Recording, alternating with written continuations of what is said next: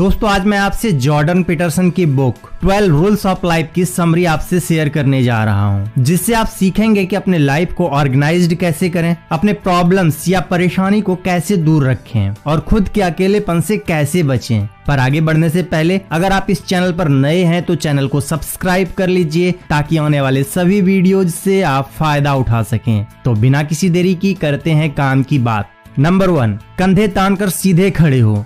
Author कहते हैं कि जब आप सीधे खड़े होकर गहरी सांस लेंगे तो आप अच्छा महसूस करेंगे, इसीलिए अपने सिर को ऊंचा रखें, इसे झुकाएं नहीं और स्माइल करें। जब आप ऐसा करते हैं तो आपके बॉडी में सेरोटोनिन का लेवल बढ़ता है। सेरोटोनिन एक हैप्पी हार्मोन है जो आपके नसों को आराम देता है और आपके इम्यूनिटी को मजबूत करता है, जिससे कि आपको अच्छे विचार यानी कि थॉट्स आते हैं। आइए इसे एक एग्जांपल से समझते हैं। लॉबस्टर यानी कि केकड़े समुद्र की गहराई में सरवाइव करने के लिए बहुत संघर्ष करता है। जब केकड़े लड़ाई करता है और वह जीत जाता है तब वो अपने आप को और बड़ा दिखाता है। उसके बॉडी में एक केमिकल होता है सेरोटोनिन जो रिलीज होने लगता है, और अगर कोई केकड़ा हार जाता है तो वह और छोटा हो जाता है, जिससे उसके अंदर सेरोटोनिन का लेवल कम हो जाता है। इसलिए एक अच्छी पोस्चर वाला केकड़ा अपने एरिया का विनर होता है, वह आसानी से अपने शिकार को फंसा सकता है। वहीं दूसरी ओर एक झुका हुआ केकड़ा हमेशा एक लूजर होता है, उसके बॉडी में सेरोटोनिन का लेवल कम होता है। इंसान भी इस पहलू में बिल्कुल केकड़े की तरह होते हैं, इसीलिए खुद को लूजर मत समझिए। अच्छे मौके आपको तभी मिलेंगे जब आप पॉजिटिव होंगे और पॉजिटिव बातें सोचेंगे।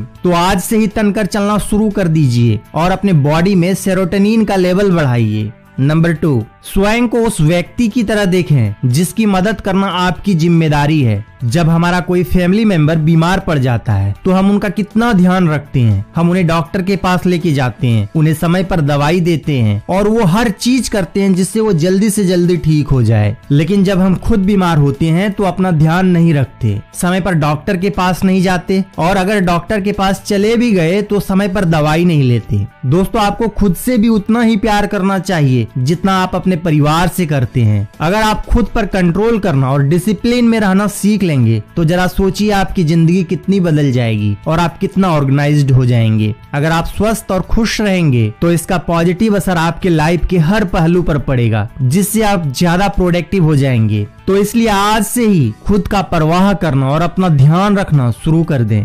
नंबर 3, जो लोग आपका भला चाहते हैं उन्हें अपना दोस्त बना लें। अगर कोई ऐसा इंसान आपका दोस्त है जिसकी दोस्ती करने के लिए आप कभी किसी और को नहीं कहेंगे तो भला आपने खुद उसे अपना दोस्त क्यों बना रखा है। इसलिए आपको ऐसे लोगों को दोस्त बनाना चाहिए जो चीजों को बेहतर बनाना चाहते हैं, जो आपके लक्ष्य को पाने में मदद करता हो और अगर आप कुछ गलत करते हो तो आपको डांटने और सही रास्ते पर चलने के लिए कह सकने का हिम्मत रखता हो। आइए इसे एक एग्जाम्पल से समझते हैं। ऑथर कहते हैं कि उनका एक दोस्त था एड, जो बहुत इंटेलिजेंट और स्मार्ट था। वो दोनों साथ में पार्टी करते थे। ऑथर ने कॉलेज में एडमिशन ले लिया, लेकिन एड नशा करने लगा। वो ऐसे दोस्तों के साथ समय बिताने लगा जो कॉलेज बीच में ही छोड़ चुके थे। ऑथर ने एड को अपने घर बुलाया, लेकिन एड अकेले नहीं, उसके साथ उसका दोस्त कार्ल भी साथ में आया था। ऑथर उन्हें देखते ही समझ गए कि वो नशे में चूर है। आखिर ऑथर एड को एकांत में ले गए और उन्हें वहां से जाने के लिए कहा। इसलिए दोस्तों लाइफ में लक्ष्य का होना बहुत जरूरी है। अपने अंदर विनम्रता लाएं और जरा साहस दिखाएं, अपनी निर्णय क्षमता का इस्तेमाल करें और स्वयं को ऐसे लोगों से बचाएं जो गलत रास्ते पर चल रहा हो और ऐसे लोगों से जुड़ें जो आपका हित चाहता हो और उन्हें अपना दोस्त बना लें।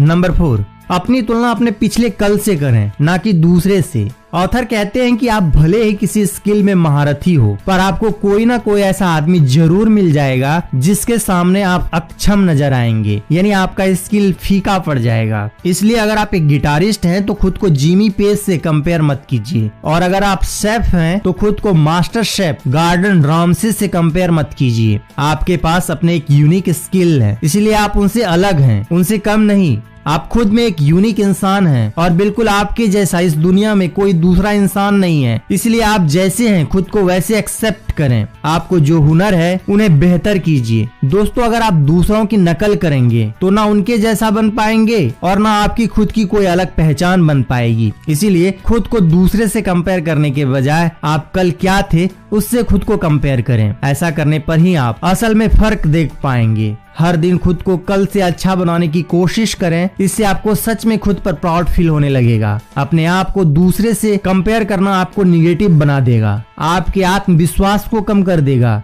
इसीलिए आपका लक्ष्य खुद को कल से भी एक बेहतर इंसान बनाने का होना चाहिए।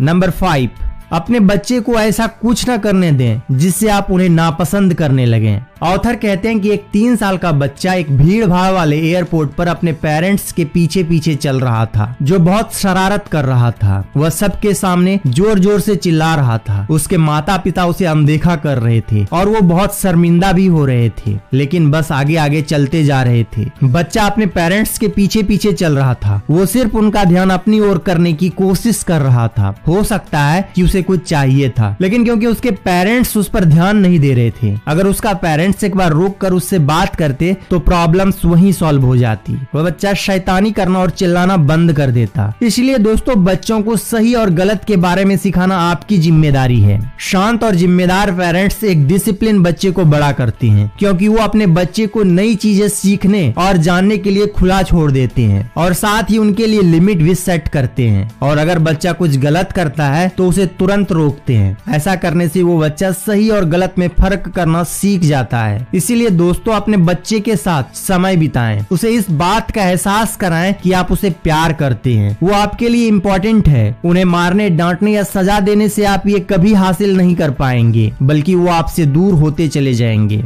नंबर 6, दुनिया की आलोचना करने से पहले अपना घर संभालें। क्या आपने उन सभी मौकों का पूरा लाभ उठाया है जो आपको दिए गए? क्या आप अपनी नौकरी या करियर में कड़ी मेहनत करते हैं? क्या आप अपने जीवन साथी और बच्चे से सम्मानजनक व्यवहार करते हैं? क्या आप ऐसी आदतों के गुलाम हैं जो आपके स्वास्थ्य और हितों के लिए सही नहीं है? क्या आप अपने जीवन में सुधार ला पाए? अगर इसका जवाब ना है तो आप जरा ये कोशिश करके देखिए। वह करना बंद कर दीजिए जिसके बारे में आप जानते हैं कि वह गलत है। इसकी शुरुआत आज से कीजिए। अपने जीवन में बस वही करें जिसके बारे में बात करते समय आपको गर्व महसूस हो। दुनिया की आलोचना करने से पहले अपना घर संभालें। आइए इसे एक एग्जाम्पल से समझते हैं। एंटोन चेखव के पिता को शराब पीने की आदत थी। वो नशे की हालत में रोज अपने बच्चे को मारते थे। उनका परिवार गरीब था और वे एक छोटे से मकान में रहते थे। एंटोन के भाई बिल्कुल अपने पिता की तरह हो गए, लेकिन एंटोन ने बहुत मेहनत की और पढ़ाई में ध्यान लगाया, जिससे उसको स्कॉलरशिप मिल गया। उन्होंने खुद पर अपने माहौल का असर नहीं होने दिया। अपनी सोच को पॉजिटिव रखते हुए एंटोन ने एक बहुत अच्छी मिसाल पेश किया। उन्होंने अपने भाइयों को भी बदलने के लिए एनकरेज किया, अपने घर के माहौल को बदला और आगे चलकर एंटोन बहुत सक्सेसफुल लेखक बने। आज भी उनके बुक्स ना जाने कितने लोगों को इंस्पिरेशन दे रहे हैं।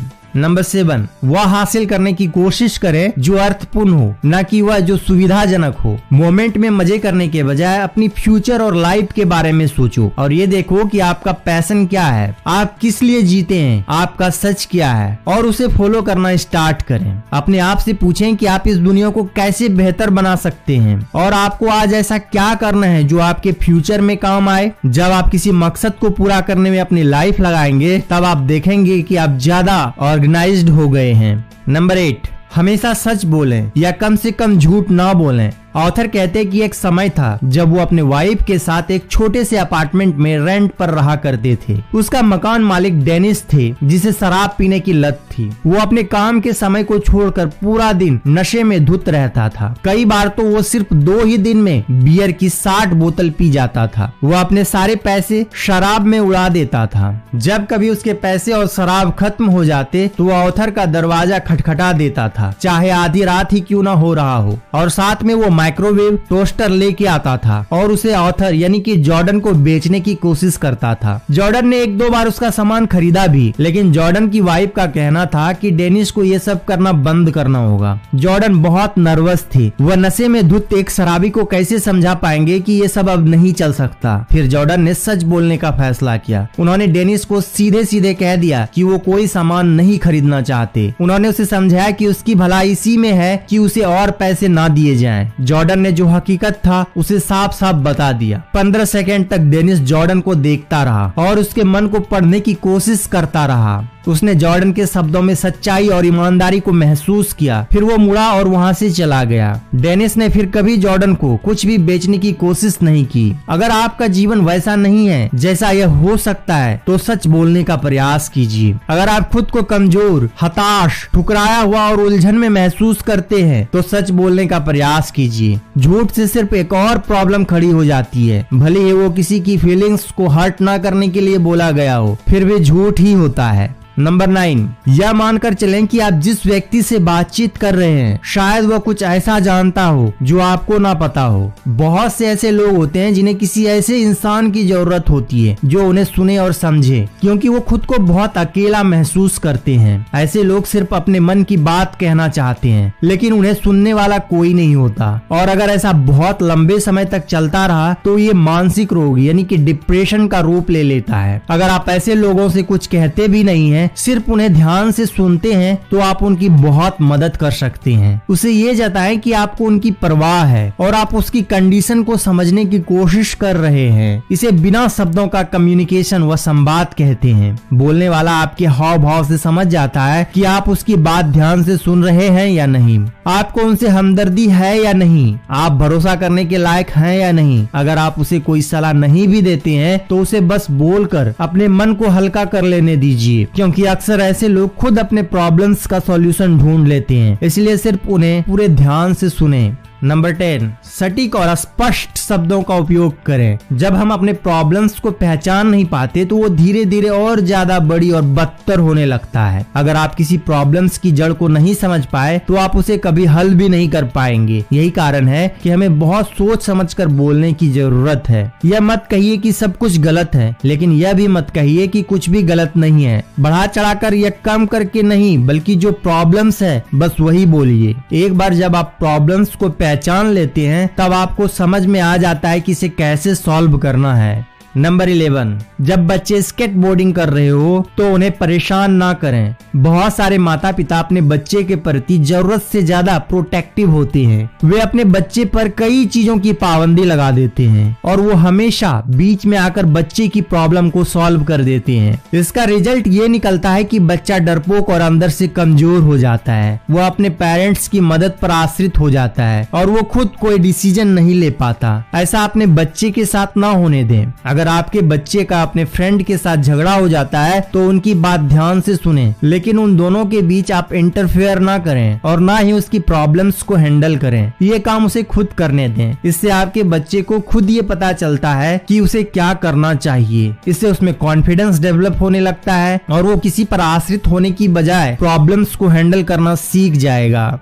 नंबर 12, अगर रास्ते में कोई बिल्ली नजर आए तो उसे पाल लें। हम सब बहुत व्यस्त हैं और बस दौड़ते ही जा रहे हैं। कोई रुकना नहीं चाहता, लेकिन थोड़ा रुकना बहुत जरूरी है। जिंदगी की छोटी छोटी खुशियों का आनंद उठाएं। हो सकता है कि घर लौटते वक्त आपको सड़क पर एक बिल्ली दिख जाए जो खाने की तलाश कर रही हो और उसे देखकर आपके चेहरे पर स्माइल आ जाए। इसलिए रिलैक्स करना सीखो, थोड़ा रुकना सीखें। आप कुछ देर रुककर बिल्ली को प्यार से सहला सकते हैं। यह प्रकृति बहुत सुंदर है, लेकिन यहाँ रुककर इसे देखने का वक्त किसी के पास नहीं है। दोस्तों, हमारी जिंदगी अस्त व्यस्त नहीं होनी चाहिए। आप अपनी जिंदगी के हर पहलू को ऑर्डर में ला सकते हैं, बस आपको अपना नजरिया बदलने की जरूरत है। तो दोस्तों, ये थी 12 रूल्स ऑफ लाइफ की समरी। आपको ये वीडियो कैसी लगी हमें कमेंट करके जरूर बताएं। वीडियो को लाइक करें, शेयर करें और चैनल को सब्सक्राइब करना मत भूलें। तो मिलते हैं नेक्स्ट वीडियो में। Thanks for watching.